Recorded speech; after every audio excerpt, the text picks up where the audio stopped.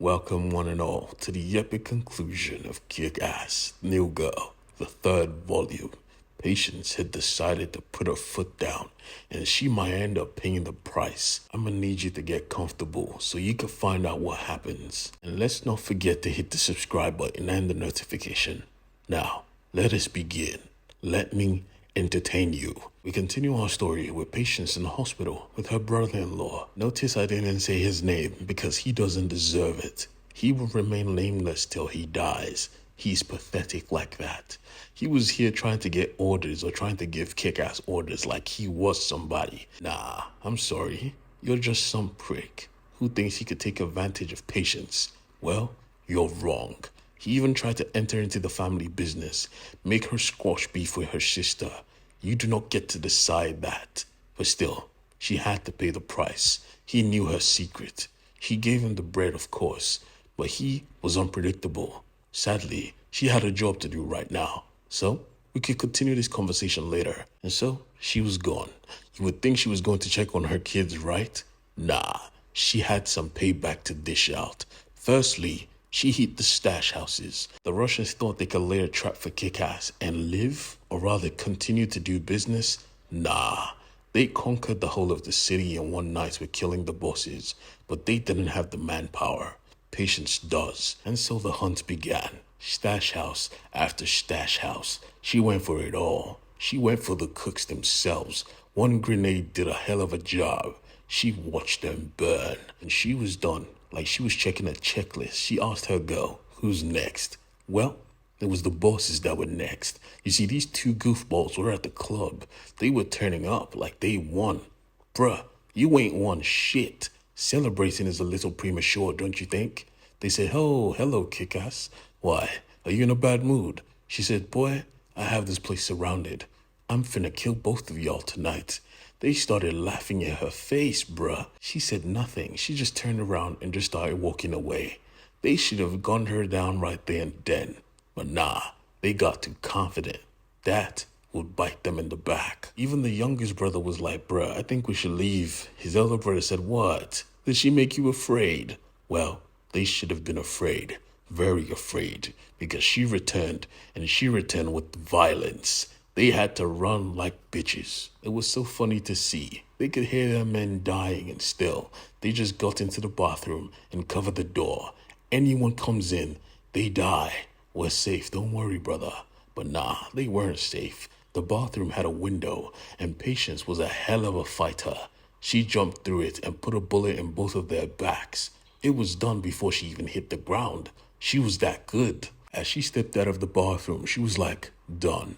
Nah, let's get out of here, gang. And just like that, they just left. They killed everyone who opposed them and left. But back in the bathroom, you see one of the brothers had survived. He had a bulletproof vest on, and he was happy until he saw Rosa. Now, Rosa was disappointed. This is not what we agreed on. He said, don't worry about my brother. He was unlucky. Shorty moved like lightning and took his throat. Matter of fact, she took his whole head. She kicked it off of his head. Disgusting.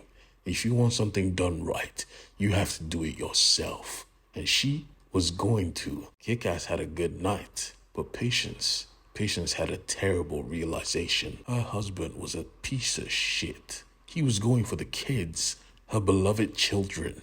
Jesus Christ, how cruel. The days that followed saw her being a wreck. Her kids were constantly at the door. They were starving. And she honestly was a good mother, because even after being served divorce papers and fighting a custody battle, she still managed to feed her kids. She wanted someone to babysit because she had other things to do. And just like that, like on cue, Coop came forth. You see, the same Coop she curved. He was here to keep watch over her kids. He was a good man, and she kind of knew it, which is why as she left, she asked him, if anything happens to me, would you watch my kids? He was too shocked to speak, but yeah, he would. And she smiled before driving away, because she had a hunt to do tonight. She was tired of looking over her shoulder. The cartel's assassin dies tonight. Any of you standing here that ain't with this shit, you can leave. I'm not forcing you to fight nobody. And a bunch of them left. But those that remained, she said, good. It's going to be tough. We don't exactly know what we're looking for. but we will know when we find it. Now, I need you guys to head to the truck, pick out a weapon, and let's go hunting. This was a good thing, but she didn't know her own family was double-crossing her.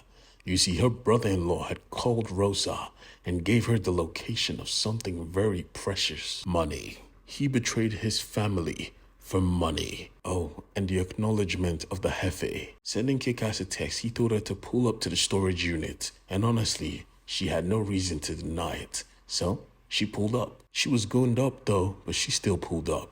When she opened the storage unit, everything was gone, and she heard screaming and then silence. As she turned around, she saw her standing there with two bloodied up machetes. Jesus Christ, what did you do to my people?